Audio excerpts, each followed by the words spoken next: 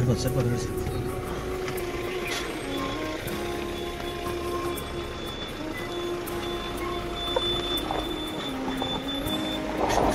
Slow.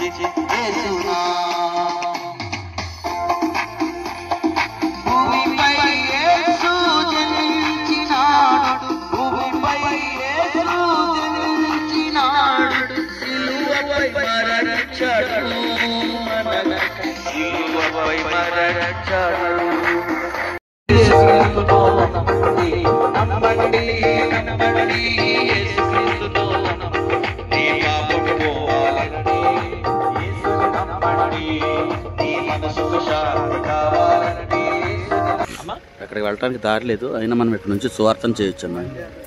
మనుషులు ఉన్నారు, ఆరుగో అటు ఇటు తిరుగుతూ ఉన్నారు.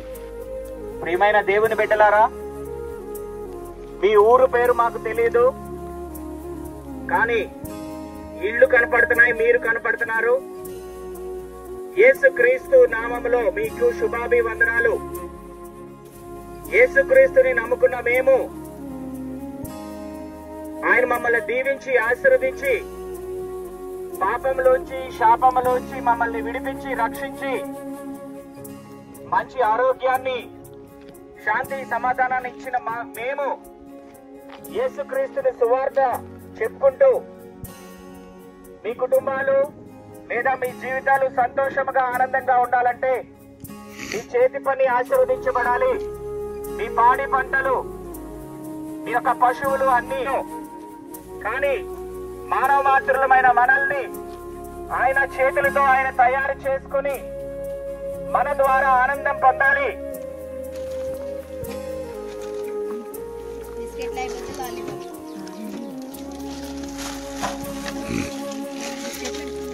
మీకు చీరలు ఇస్తారండి, కొత్త చీరలు ఉన్నాయి.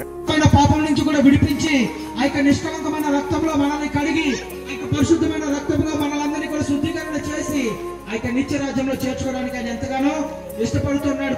అలాంటి మనసు కలిగిన మనము కూడా దేవుడి రాజ్యానికి వారసులు అవ్వాలి అని అంటే చిన్న పిల్లల్లానే మన యొక్క మనసు కూడా మారాలి.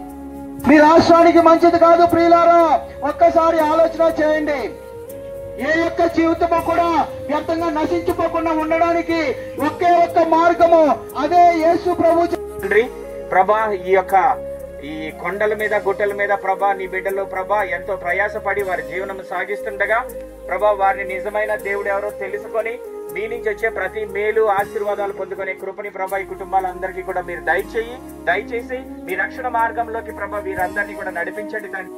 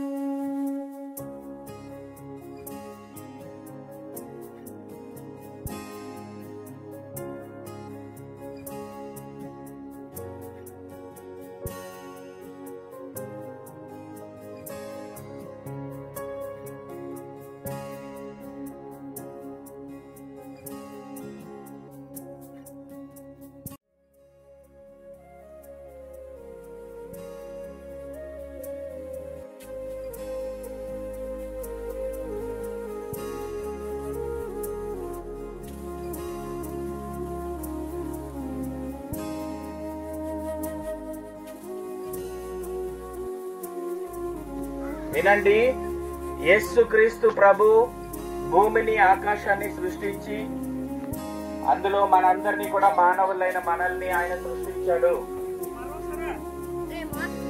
మనమందరం సంతోషంగా ఉండాలి, ఆనందంగా ఉండాలి. చిన్నపిల్లలందరూ రండి,